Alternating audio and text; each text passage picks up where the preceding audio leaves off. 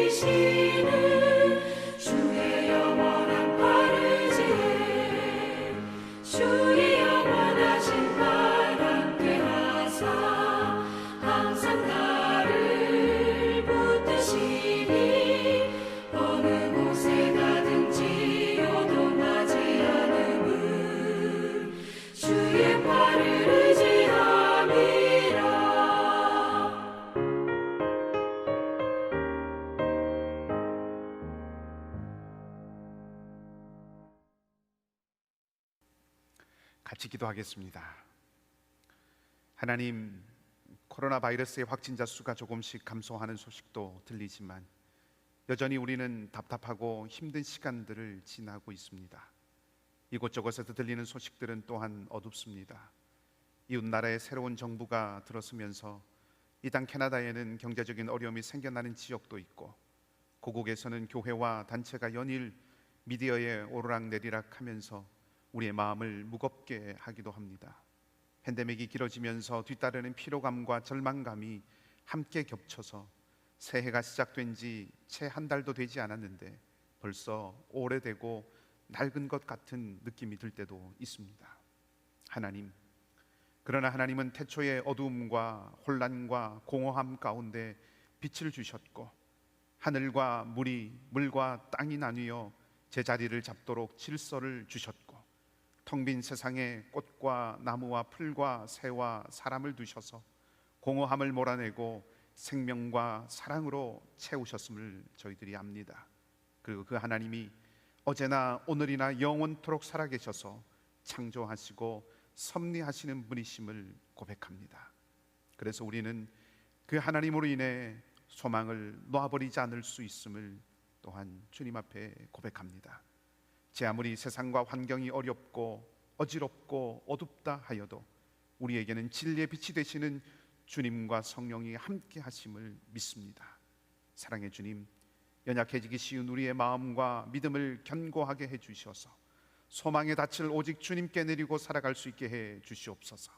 성령 하나님, 비옵기는 연약해져가는 우리의 삶에 오셔서 새 힘을 주시고 우리를 생명싸게 안에 품어주셔서 이때에도 흔들리지 않기를 원합니다. 마땅히 지켜야 할 생명의 근원이 되는 마음을 지켜주시고 생각을 지켜주셔서 하나님 안에 있는 평안과 안전함 가운데 머무를 수 있게 해주시기를 원합니다. 가정과 생업의 현장에 함께 해주시고 어려움 앞에서 피할 길을 열어주시며 기도의 제목마다 선하신 하늘의 은혜로 응답하시되 합력하여 선을 이루시는 하나님의 손길을 체험하며 증거하는 은혜가 끊어지지 않게 하여 주시옵소서. 건강과 삶의 고달픔과 관계의 어려움이 있는 이들을 기억하여 주셔서 생명의 역사를 누리고 이기며 회복되고 화해와 평화를 맛보는 날을 속히 허락하여 주시옵소서. 우리 교회도 지키시고 함께 해주시기를 원합니다. 어려운 시절이지만 우리가 공동체임을 잊지 않고 함께 마음과 힘을 모아 이 땅과 이 세대 가운데서 감당해야 할 사명에 충실할 수 있도록 인도해 주시옵소서. 이 예배가 온전히 영과 진리 가운데 한 분 하나님께 드려지는 아름다운 예배가 되게 하여 주시고 성령께서 친히 우리를 인도해 주시옵소서. 모든 것 주님께 맡겨 드리오며 좋으신 주님 예수 그리스도 이름으로 기도하옵나이다. 아멘. 몇 가지 교회 소식을 알려드리도록 하겠습니다. 교회 소식은 우리 홈페이지에 올라와져 있는 주보 참조해 주시면 좋겠고요. 한 가지만 추가로 광고 드릴 것은 우리 2021년 헌금 봉투 그리고 2020년 헌금 영수증이 준비되어 있습니다. 화요일부터 금요일까지 교회에 오셔서 픽업해 가실 수 있습니다. 찾아가시기 바라고요. 함께 우리가 마음을 모아서 또 공동체가 견고하게 서는데 또 힘을 함께 써주시면 감사하겠습니다. 수술 후에 우리 회복 중인 교우들이 있습니다. 여러분들의 기도로 모두 수술 경과가 좋습니다. 감사한 일이고요. 회복을 위해서 계속해서 기도해 주시기 바랍니다.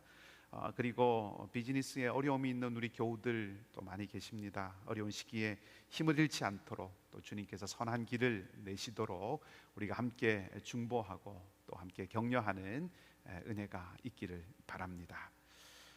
오늘 이 밤에 우리에게 주신 하나님 말씀은 구약성경 창세기 35장 1절에서 15절까지의 말씀입니다. 구약성경 창세기 35장 1절에서 15절까지의 말씀입니다. 제가 가진 성경은 구약성경 53쪽, 54쪽 어간에 있습니다. 제가 하나님 말씀을 봉독해 드리도록 하겠습니다. 창세기 35장 1절에서 15절까지의 말씀입니다. 하나님이 야곱에게 이르시되 일어나 베델로 올라가서 거기 거주하며 네가 내 형 에서의 낯을 피하여 도망하던 때에 네게 나타났던 하나님께 거기서 제단을 쌓으라 하신지라. 야곱이 이에 자기 집안 사람과 자기와 함께한 모든 자에게 이르되 너희 중에 있는 이방 신상들을 버리고 자신을 정결하게 하고 너희들의 의복을 바꾸어 입으라. 우리가 일어나 베델로 올라가자. 내 환난 날에 내게 응답하시며 내가 가는 길에서 나와 함께하신 하나님께 내가 거기서 제단을 쌓으려 하노라 하매 그들이 자기 손에 있는 모든 이방 신상들과 자기 귀에 있는 귀고리들을 야곱에게 주는지라.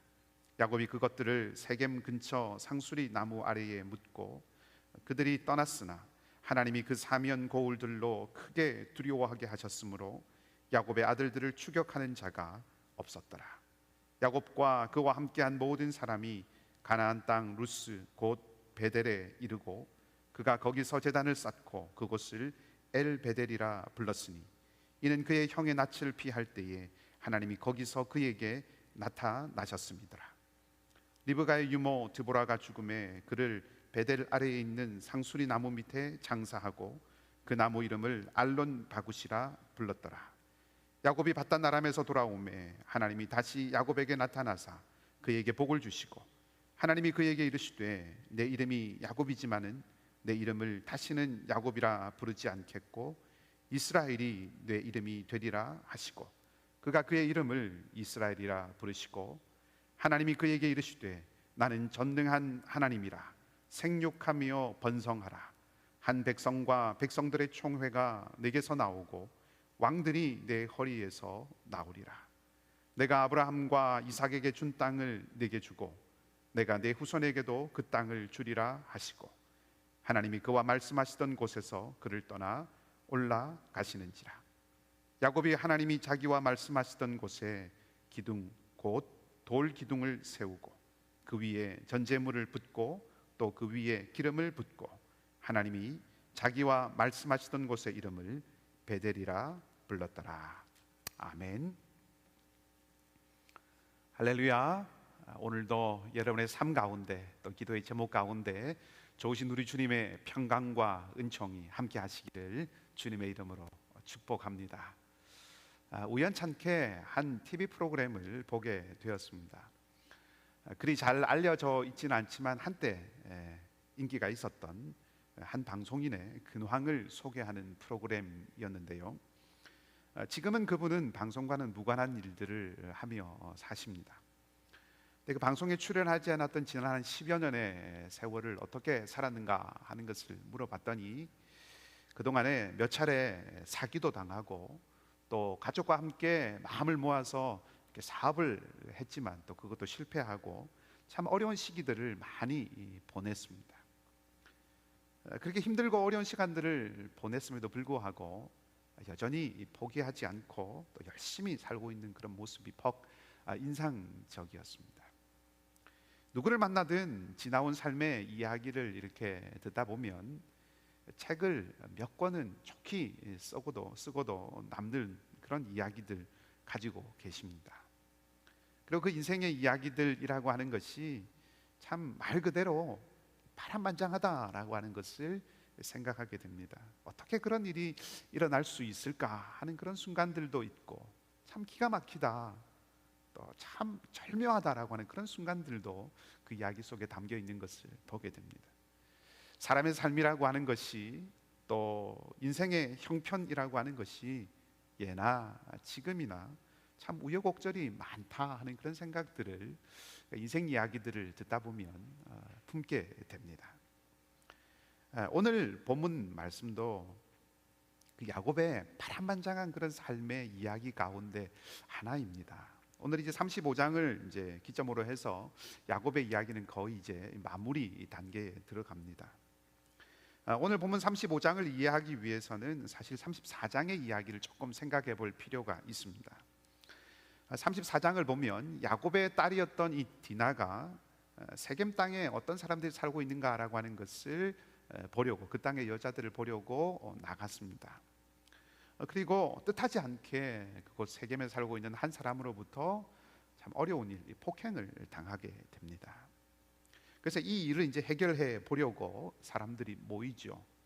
근데 그 일을 해결하기 위해서 모였던 이 세겜 사람들과 또 야곱의 가족들이 함께 모여서 그 일을 해결하려고 했었는데 이 야곱의 아들들, 디나의 오빠들은 복수심에 사로잡혀서 세겜에 있는 사람들을 속입니다. 그래서 그들에게 할례를 받도록 유도하죠. 할례를 받으면 우리와 함께 통혼하고 함께 같이 어울려 살 수 있다라고 하는 그런 제안을 합니다. 세겜 사람들은 할례를 받고 이제 다 몸져 이렇게 누워 있습니다. 그때 이 야곱의 아들들이 그 세겜에 있는 모든 남자들을 다 죽이죠. 그리고 그곳을 노략합니다. 그 결과 이제 일이 더 꼬이게 되어서 야곱은 이제 그 땅을 빨리 다시 도망해야 될 그런 형편에 놓여 있습니다. 34장 마지막 부분에 보면 이 야곱이 굉장한 두려움 가운데 이 가나안 사람들이 이제 이 야곱의 가족들을 향해서 치려고 올 것이라고 하는 그런 굉장한 두려움 가운데 빠져 있음을 보여줍니다. 그러니까 야곱의 삶이 새로운 위기에 빠지게 된 거죠. 그런 순간에 하나님께서 야곱에게 말씀하시는 것으로 오늘 본문이 시작이 됩니다. 우리 1절 말씀을 함께 같이 읽어보도록 하겠습니다. 1절입니다. 하나님이 야곱에게 이르시되 일어나 베델로 올라가서 거기 거주하며 내가 내 형 에서의 낯을 피하여 도망하던 때에 내게 나타났던 하나님께 거기서 제단을 쌓으라 하신지라. 하나님은 이 위기에 빠진 야곱의 삶에 먼저 찾아오셨습니다. 야곱이 하나님을 만나기 전에, 야곱이 하나님을 찾아가기 전에 먼저 하나님께서 찾아오셨다는 거죠. 마치 어린아이가 태어나면 그 엄마가 알아서 먼저 젖을 물리고 또 옷을 갈아입히고 또 잠을 재우고 이렇게 돌보고 키우듯이, 하나님께서는 야곱의 위기의 순간에 야곱이 어떻게 해야 될지 모르고 그 두려움 가운데 빠져 있는 그 순간에 하나님께서 먼저 찾아오셨다는 거죠. 늘 하나님이 먼저였습니다. 아브라함도 하나님께서 먼저 찾아오셨습니다. 애굽에서 신음하는 이스라엘 백성들을 구해내기 위해서 모세를 선택하셨을 때도 하나님은 먼저 모세를 찾아가셨습니다. 이스라엘의 영적인 어둠이 드리워져서 하나님의 말씀이 희귀하고 하나님의 이상이 희귀하여서 잘 나타나지 않을 그때에도 새로운 하나님의 사람 사무엘을 세우시기 위해서 하나님께서 먼저 찾아오셨습니다. 오늘 야곱도 마찬가지죠. 위기의 순간에 하나님께서 먼저 야곱을 찾아오셨습니다. 그뿐인가요? 우리의 구원도 마찬가지죠. 우리의 구원도 먼저 찾아오신 하나님의 아들 예수 그리스도를 통해서 이루어진 것입니다. 바울은 우리가 아직 죄인 되었을 때에 그리스도께서 우리를 위하여 죽으심으로 하나님께서 우리에게 대한 자신의 사랑을 확증하셨다라고 그렇게 말해주고 있습니다. 사랑이라고 하는 것은 받을 것을 기다리는 것 아니죠. 먼저 주는 것이 사랑입니다. 사랑하는 사람이라면, 사랑하는 사람이 있다면 그 사람에게 먼저 주고 싶은 것이 당연한 것입니다. 자연스러운 사랑의 모습이죠. 만일 받을 것을 기대하고 기다리는 것이 더 좋다고 한다면 그것은 사랑이 아닐지 모릅니다. 하나님께서 아브라함을 먼저 찾아가시고, 하나님께서 모세를 먼저 찾아가시고, 하나님께서 야곱을 먼저 찾아가시고, 하나님께서 우리를 먼저 찾아오신 것은 사랑 때문이죠. 사도 요한은 우리가 아니라 하나님이 먼저 우리를 사랑하셨다라고 말합니다. 그리고 그 하나님의 사랑, 먼저 찾아오시는 그 하나님의 사랑은 보호하시고 지키시는 사랑입니다. 자, 야곱을 먼저 찾아오신 하나님은 야곱에게 베델에 가서 단을 쌓으라라고 말씀을 하십니다. 아브라함이나 이삭이나 야곱 같은 그런 선조에게 하나님께서 단을 쌓으라고 지시하시는 것은 여기 오늘 이 본문이 유일합니다. 하나님이 지시하신다, 하나님께서 먼저 말씀하셨다라고 하는 것은 당신이 주도권을 갖고 있다라고 하는 것을 강조하는 것이죠. 자, 이게 무슨 뜻일까요? 그 옛날 형을 피해서 도망갈 때와 같이 지금도 여전히 하나님께서 야곱을 향하여서 내가 지키고 내가 보호하겠다라고 말씀하시는 것입니다. 야곱을 베델로 부르신 그 하나님은 보호하시고 지키시는 하나님이십니다. 야곱을 먼저 찾아오신 하나님은, 그렇게 먼저 찾아오신 이유는 야곱을 사랑하시기 때문에 그 야곱을 보호하고 지키시기 위함이다 하는 것이죠. 이 일을 하나님이 먼저 하시는 것입니다. 남반구인 호주에 가면 캥거루나 코알라 같은 그런 짐승들이 있습니다. 동물원 같은 곳에서 아주 인기가 좋은 동물이죠. 이 캥거루와 코알라 같은 동물들을 소위 유대류라고 이렇게 부릅니다. 이 대라고 하는 것이 주머니라는 뜻이죠. 전대라고 하면 돈주머니라고 하는 뜻인데, 그때 쓰이는 그 말 대라고 하는 것이 주머니라고 하는 의미입니다. 그러니까 유대류라고 하면 주머니가 있는 종류라고 하는 그런 뜻이겠죠. 아시다시피 이 캥거루는 아기를 어미의 배에 있는 주머니에 담아서 키웁니다. 그러니까 아기를 어머니의 품에서 안전하게 그 주머니에 담아서 안전하게 보호하고 지키는 거죠. 하나님께서 마치 이런 모습처럼 야곱을, 또 우리를 보호하고 계신다 하는 말씀입니다. 사무엘상 25장에는 다윗과 나발에 대한 이야기가 기록되어 있습니다. 다윗이 사울에 쫓겨서 도망하고 있던 시절에 나발이라고 하는 사람의 양떼를 지켜주고 보호해 준 적이 있습니다. 하루는 이 나발이 양떼를 모아서 이제 양털을 깎게 되어서 잔치를 이렇게 벌이게 되니까 다윗이 사람을 보내죠. 그래서 자기와 함께한 이 사람들을 위해서 음식을 좀 나누어 줄 것을 청합니다. 다윗은 쫓기는 가운데 있는 사람이었고 어려운 가운데 있었기 때문에 나발이 자기에게 호의를 베풀어 주기를 기대했던 것이죠. 그런데 나발은 그 다윗을 무시합니다. 이 소식을 듣고 다윗은 사람들을 무장시켜서 나발을 치려고 갑니다. 한편 이 나발이 다윗을 무시했다고 하는 소식을 들은 이 나발의 아내 아비가일은 다윗이 그동안 어떻게 나발과 나발의 소유를 지켜주었는지를 듣고 난 뒤에 다윗을 위해서 친히 이 음식을 준비해서 길을 떠나죠. 그리고 다윗을 만납니다. 분이 가득한 그 다윗의 노를 가라앉히기 위해서, 풀기 위해서 이 아비가일이 사무엘상 25장 29절에서 이렇게 이야기합니다. 사람이 일어나서 내 주를 쫓아 내 주의 생명을 찾을지라도 내 주의 생명은 내 주의 하나님 여호와와 함께 생명싸개 속에 쌓였을 것이요 내 주의 원수들의 생명은 물매로 던지듯 여호와께서 그것을 던지시리이다. 내 주의 생명은 내 주의 하나님 여호와와 함께 생명싸개 속에 쌓였을 것이요. 사울이 쫓아오고 생명의 위협이 있고 삶의 위기가 닥치고 어려움이 엄습해 온다 하더라도 하나님의 보호하심 아래에서 안전할 것입니다 라고 그렇게 말하는 거죠. 아비가일의 말이지만 유효한 말입니다. 생명싸개 안에는 생명이 있습니다. 생명싸개는 그 생명을, 그 안에 담긴 생명을 보호하시는 것이죠. 다윗의 생명이 마치 생명싸개 속에 있듯이 하나님의 보호하심 아래에 있다라고 하는 것이 아비가일의 고백이었습니다.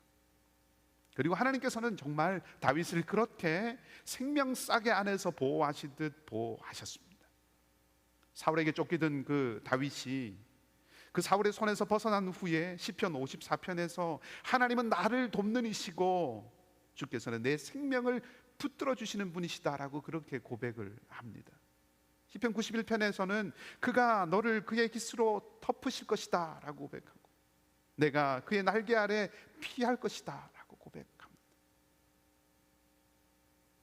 정말로 그렇지 않습니까? 여러분, 우리의 삶을 돌아보면 우리의 삶의 이런저런 국면들 가운데 참으로 우리의 도움이 되시고 힘이 되시고 능력이 되시고 보호자가 되시는 분은 오직 하나님 한 분밖에 없습니다. 아브라함의 하나님은 이삭의 하나님이시고 이삭의 하나님은 야곱의 하나님이시며 야곱의 하나님은 다윗의 하나님, 다윗의 하나님은 오늘 우리의 하나님이십니다. 베델로 올라가서 단을 쌓으라고 말씀하신 하나님, 그 인생의 캄캄한 밤 가운데서 당혹스럽고 두려움에 사로잡혀서 어쩔 줄 몰라 하는 그 순간에 하나님은 야곱을 지키시겠다고 보호하시겠다고 말씀하신 것이죠. 우리 하나님은 생명싸개 안에서 그 백성을 보호하시고 지키시는 그 하나님이심을 믿으시기 바랍니다. 자, 야곱은 이제 하나님의 음성을 듣고 베델로 가기로 결정합니다. 야곱이 어떻게 했는지 한번 보십시다. 2절과 3절 말씀을 또 함께 읽어보겠습니다. 함께 읽습니다. 야곱이 이에 자기 집안 사람과 자기와 함께한 모든 자에게 이르되 너희 중에 있는 이방 신상들을 버리고 자신을 정결하게 하고 너희들의 의복을 바꾸어 입으라. 우리가 일어나 베델로 올라가자. 내 환난 날에 내게 응답하시며 내가 가는 길에서 나와 함께 하신 하나님께 내가 거기서 제단을 쌓으려 하노라 하매. 야곱은 식솔들을 모읍니다. 그리고 우상을 제하게 하고 자신을 정결하게 하고 옷을 갈아입으라고 말하죠. 그러니까 하나님을 만날 준비를 하는 것입니다. 이어지는 말씀을 보면 야곱의 말을 들은 가족들은 이방 신상들과 귀고리들을 야곱에게 가져옵니다. 그리고 야곱은 그 받은 귀금속들을 또 우상들을 모두 다 땅에 묻습니다. 이 묻는다라고 하는 이 말은 버린다라고 하는 뜻이 들어있는 말입니다. 즉 야곱이 어떤 큰 결단을 하고 이제 귀금속과 우상을 버린다 하는 그런 말이죠. 이것은 이제 바단 아람에서 가져왔던 우상, 그 바단 아람의 그 삶의 방식, 이런 것들과 다 단절한다라고 하는 의미가 들어있는 말입니다. 아래로 내려가서 8절 말씀해 보면 리브가의 유보 드보라가 죽었다라고 하는 그 드보라의 죽음에 대한 이야기를 쓰고 있습니다. 이것도 같은 맥락입니다.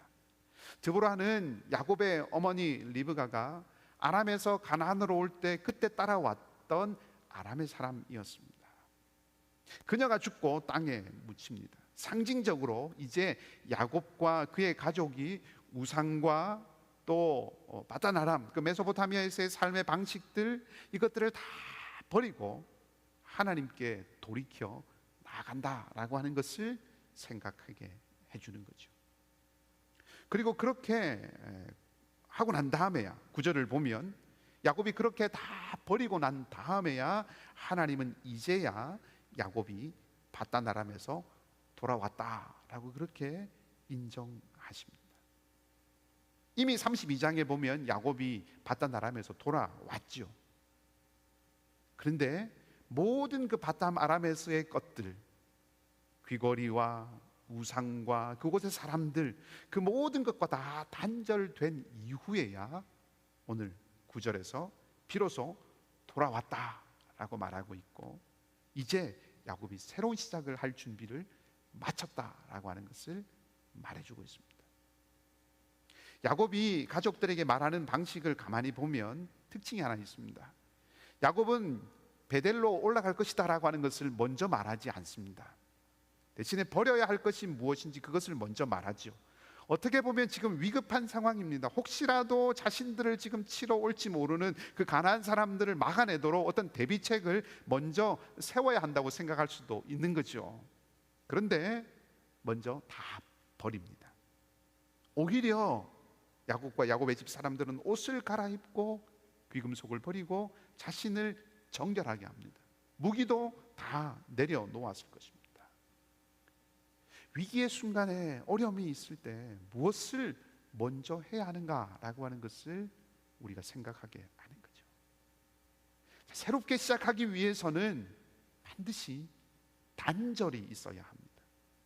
하나님과 새로운 시작, 하나님과의 관계를 맺는 데 있어서도 마찬가지죠. 우리에게는 단절, 회개와 돌이킴이 있어야 합니다. 끊고 돌아서는 것이 없이는 하나님과의 새로운 관계에 들어갈 수 없다 하는 것이죠. 하나님을 만나기 위해서는 세상의 것들을 끊어내야 합니다. 자, 야곱이 두려움을 이기고 자신을 정결하게 했더니 하나님께서 어떻게 하셨습니까? 베델로 올라오는 길을 안전하게 하셨습니다. 5절을 보면 하나님이 그 땅 사면에 두려움이 임하게 하셔서 야곱의 가족들이 무사히 베델로 올라올 수 있게 해주셨습니다. 뜻하지 않은 고난과 그 위기의 순간을 통해서 하나님은 보호하시는 하나님을 향해서 야곱이 돌아서게 하시고 새롭게 시작하게 하시고 이제 야곱을 향한 당신의 뜻을 펼치시고 알려가실 채비를 하시는 것입니다. 때로 우리 인생 가운데, 우리의 삶 가운데 어떤 고난은 마치 야곱이 이렇게 새롭게 자신의 새 삶을 준비하듯이 우리를 정결하게 하고 성찰하게 하고 회개하게 하고 하나님 앞에서 새롭게 빚어질 기회가 되는 그런 고난도 있습니다. 그런 의미에서 어떤 고난은 사람들이 말하듯 감추어진 축복, 포장된 축복이라고도 할 수 있는 것이죠. 만일 하나님께서 우리의 삶에 닥친 그 고난을 통해서, 그 엉켜있는 삶을 통해서 우리를 새롭게 빚어가시려고 하신다면 그 하나님 앞에서 우리를 온전히 내려놓아서 정결하게 하나님께서 빚으실 수 있도록 정결하게 우리를 준비하는 그런 삶을 보여야 할 것입니다. 모든 고난이 다 우리에게 회개를 요청하는, 모든 고난이 회개를 부르는 고난은 아니지만 고난이 우리를 성찰하게 하고 우리를 회개하게 할 때 그 고난은 도리어 축복의 기회가 되는 것을 기억하고 겸손하게 주님 앞에 엎드릴 수 있는, 우리를 새롭게 할 수 있는 그런 은혜가 있기를 바랍니다. 자, 이제 하나님께서 야곱을 만나셔서 어떻게 하십니까? 10절 말씀을 우리 같이 한번 읽어 보십시다. 10절입니다. 함께 읽습니다. 하나님이 그에게 이르시되 내 이름이 야곱이지만은 내 이름을 다시는 야곱이라 부르지 않겠고 이스라엘이 내 이름이 되리라 하시고 그가 그의 이름을 이스라엘이라 부르시고. 아멘. 이미 사실은 33장에서 한번 언급되었던 그 일이 다시 반복되고 있는 거죠. 그러나 33장에 있었던 내용이 단순하게 반복되는 그런 일은 아닐 것입니다. 야곱이 어떤 면에서는 목숨을 걸고 지금 베델로 달려왔고, 그리고 그 옛날 형을 피해서 도망하던 그 옛날을 기억하면서 단을 쌓고, 그리고 거기서 하나님께서 나타나셨는데, 그리고 이름을 이스라엘이다 이렇게 말씀을 해주시는데, 그렇다면 분명 여기엔 어떤 의미가 있을 것이다 하는 거죠. 먼저 우리가 주목해 보아야 할 것은 지금 이름을 새롭게 주시는 것이 아니라 이미 주신 이름을 다시 주신다 하는 것입니다. 다시 주신다고 하면 아마 처음과 조금 다른 어떤 의미가, 어떤 의도가 있을 것입니다. 33장에서 야곱이 이스라엘하고 이름이 바뀔 때는 어떤 상황이었습니까? 그때를 생각해 보면 그때는 야곱이 복을 얻기 위해서 밤새도록 씨름을 했습니다. 어떤 면에서는 형으로부터 안전을 보장받기 위해서 몸부림치는 그런 자리였다고 생각해 볼 수 있습니다. 지금은 어떤 자리입니까? 물론 가난한 사람들로부터 안전을 보장받으려고 하는 그런 마음도 야곱에게는 있었을지 모릅니다. 그러나 그 이상일 것입니다. 지금은 마치 바단 아람으로 처음 내려갈 때의 그때와 비슷한 상황이죠. 그는 도망쳐 왔습니다. 그 옛날에도 그는 도망쳐 가는 길이었습니다. 베델로 지금 올라온 이 야곱은 도망치는 자로, 또 모든 것을 다 버린 사람으로, 사실 앞길이 막막한 사람이었습니다. 더구나 형을 피해서 바단 아람으로 갈 때는 혼자였지만 지금은 가족들과 식솔들이 있습니다. 앞날이 더 막막한 때입니다. 자, 이런 자리에서 하나님께서 야곱에게 이스라엘이라고 하는 이름을 주고 계시다는 것입니다. 이스라엘, 하나님과 겨루 이긴다라고 하는 의미를 가진 이 이름처럼 지금은 겨루는 순간이 아니죠. 지금은 철저하게 오히려 하나님의 보호하심 아래 피해 있는 수동적이고 어떻게 보면 가장 연약한 자리에 와 있습니다.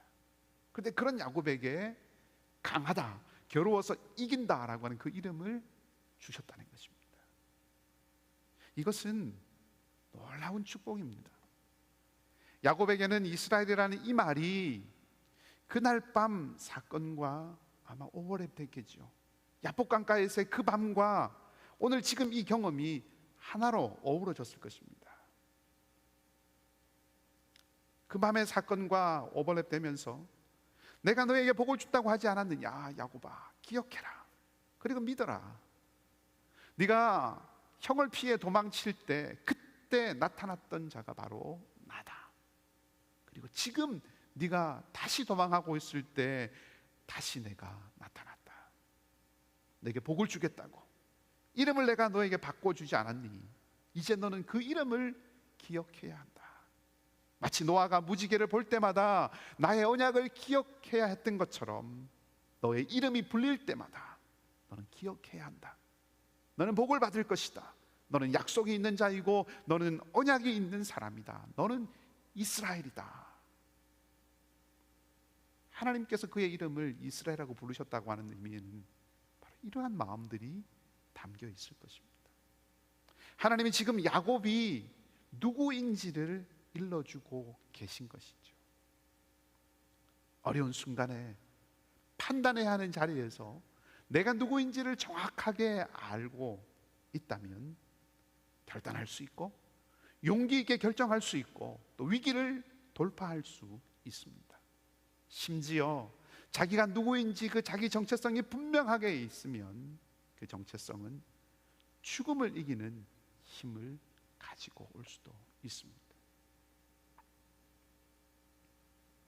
미국의 테네시주의 한 마을에 벤 후퍼라고 하는 어떤 아이가 있었습니다. 체구가 아주 작고 사실은 아버지가 누구인지 모르는 그런 아이였습니다.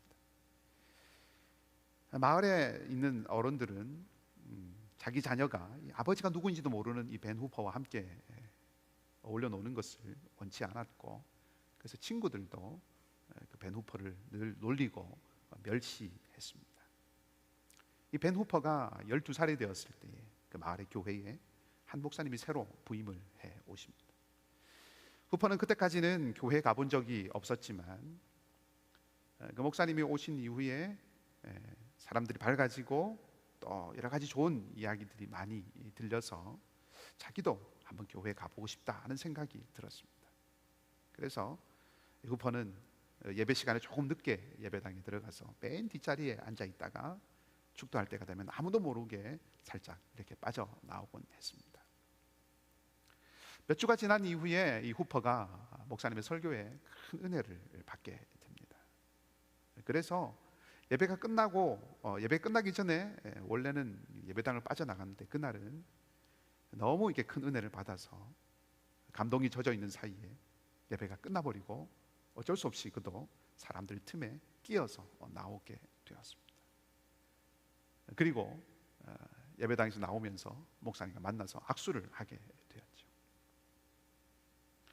목사님은 벤 후퍼를 보고 네가 누구 아들이더라?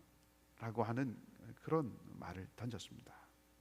갑자기 주변이 조용해지죠. 그때 목사님이 환한 얼굴로, 맑은 얼굴로 후퍼에게 그렇게 말했습니다. 그래, 네가 누구의 아들인지 나는 알겠다. 너희 아버지를 쏙 빼닮았기 때문에 금방 알 수 있는 거지. 그리고 계속 말을 이어갑니다. 너는 하나님의 아들이야. 네 모습을 보면 알 수 있거든. 그 말을 듣고 당황하면서 벤 후퍼는 그곳을 빠져나갑니다. 그때 벤 후퍼의 등에 대고 목사님이 그렇게 얘기하죠.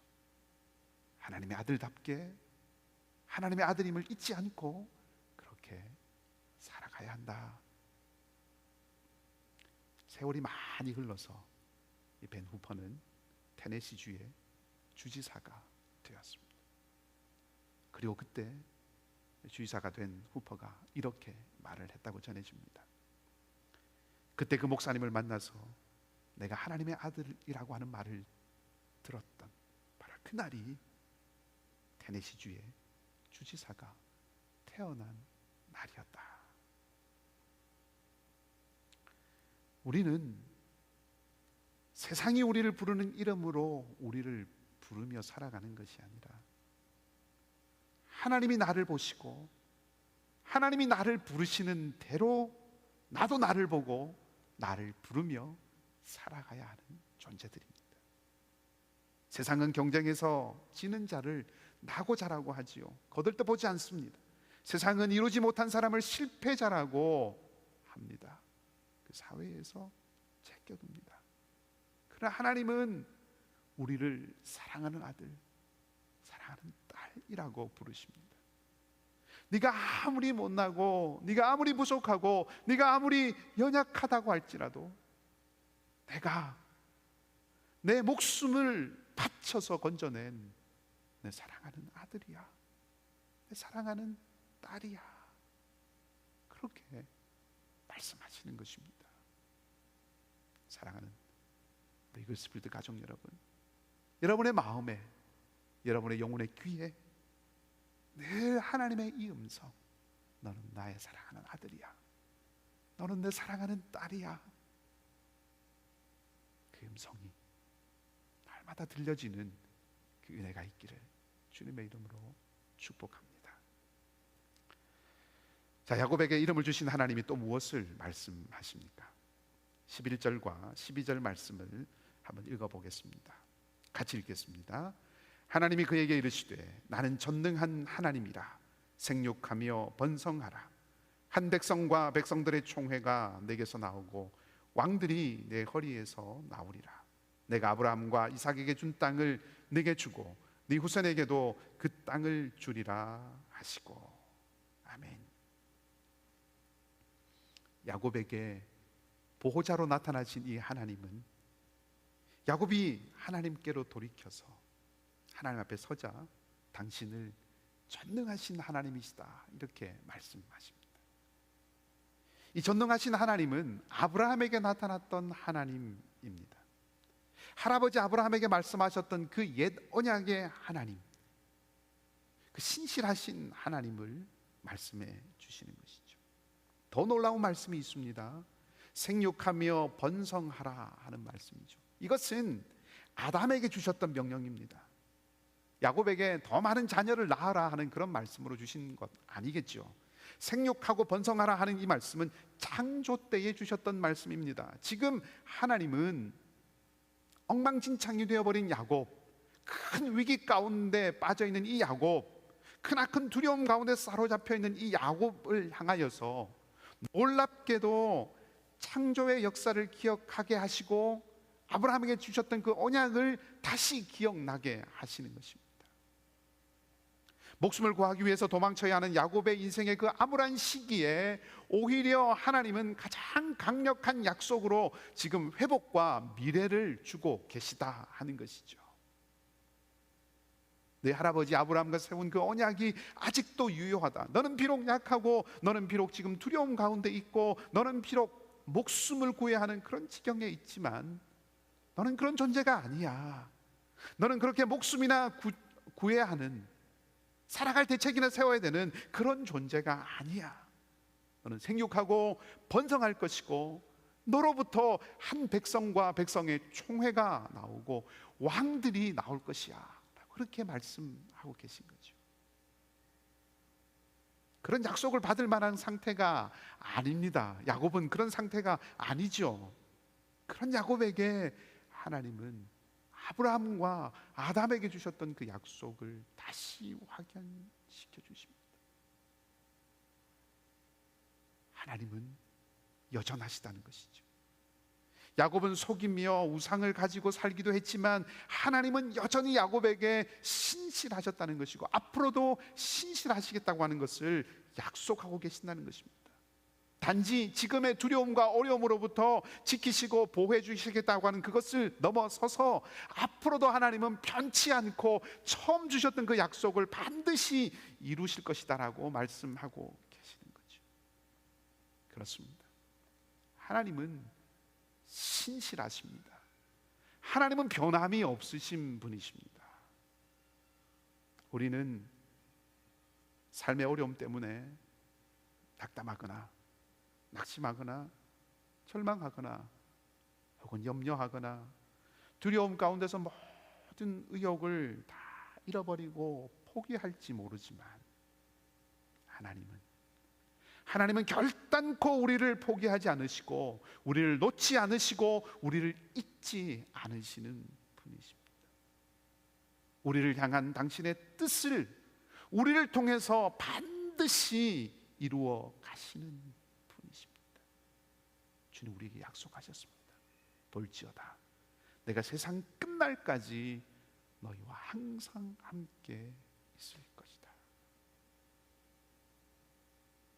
주님은 어제나 오늘이나 영원토록 변함없고 동일하시고 우리에게 늘 신실하신 분이심을 믿으시기 바랍니다.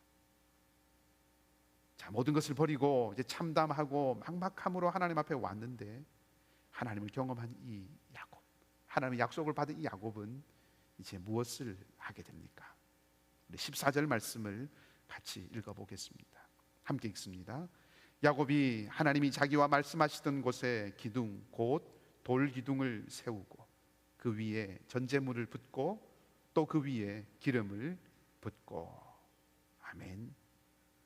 야곱은 이제 하나님의 말씀을 따라서 단을 쌓고 제사를 드립니다. 아마 두려움은 이제 새로운 희망으로, 염려는 소망이 되어서 전제를 붓고 기름을 붓는 그런 제사가 되었겠죠. 그리고 하나님께서 자신을 이스라엘이라고 다시 불러주신 것처럼 15절에 보면 야곱도 그곳 이름을 다시 한번 베델이라고 이렇게 부릅니다. 제단은 결국 하나님과의 언약 관계를 확인하는, 하나님은 나의 하나님이 되시고 나는 당신의 백성입니다라고 하는 것을 확인하는 자리가 된 것이죠. 무슨 말일까요? 하나님은 그의 백성을 다시 일으키시고 회복시키시고 힘을 주시는 분이라는 뜻이고, 하나님의 백성은 그렇게 힘을 주시고 일으키시는 그 하나님을 의지하여서 자신의 삶의 자리에서 하나님 백성답게 살아가겠다고 하는 것을 다짐한다라고 하는 의미입니다.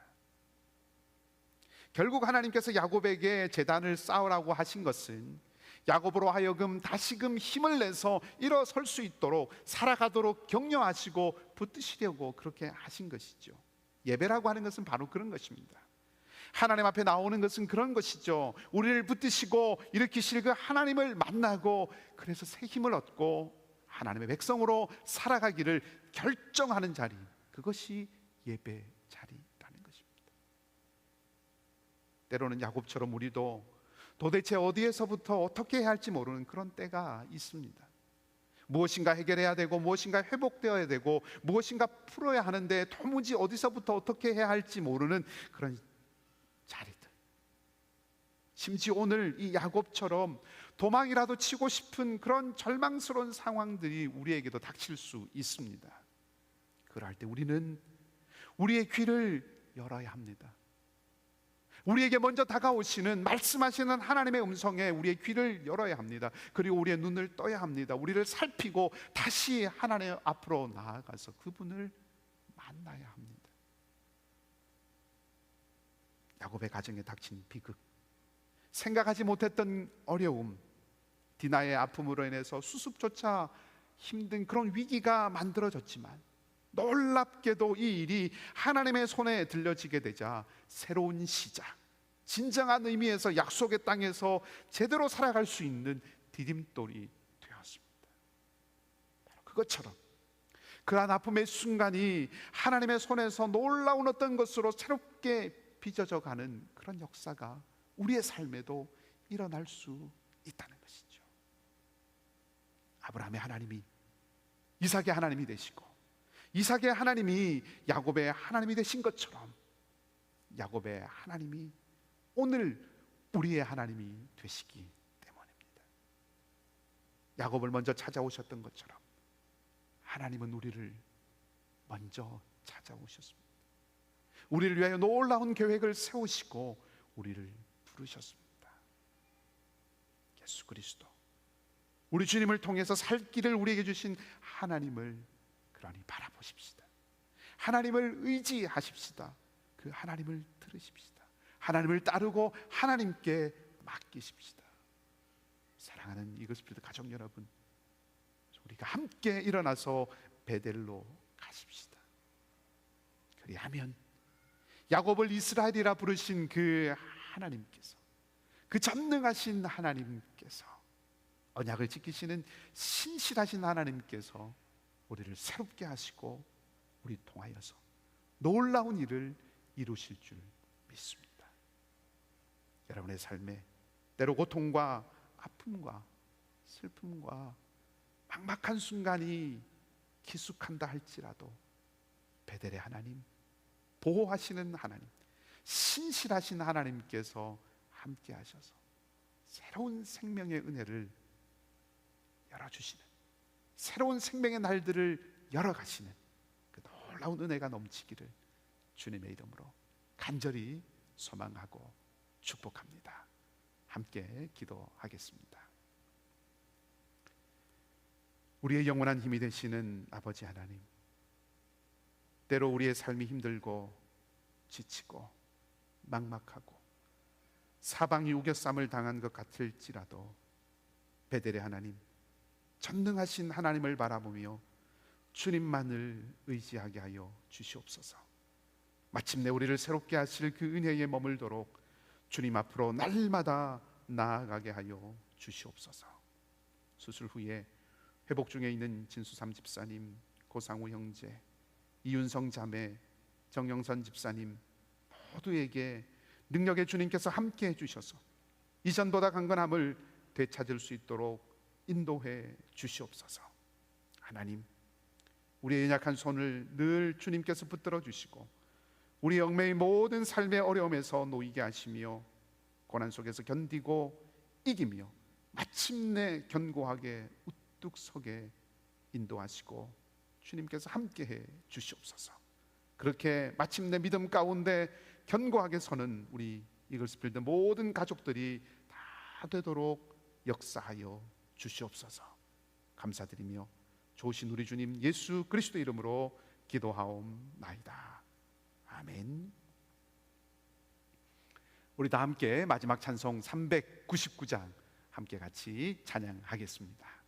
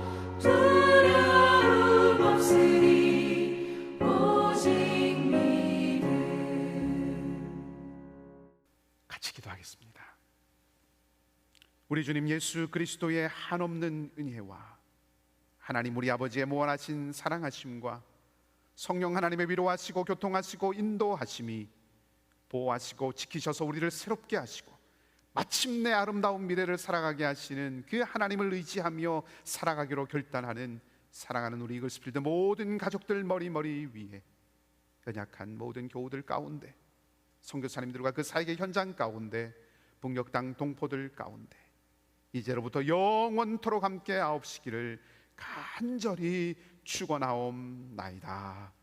아멘.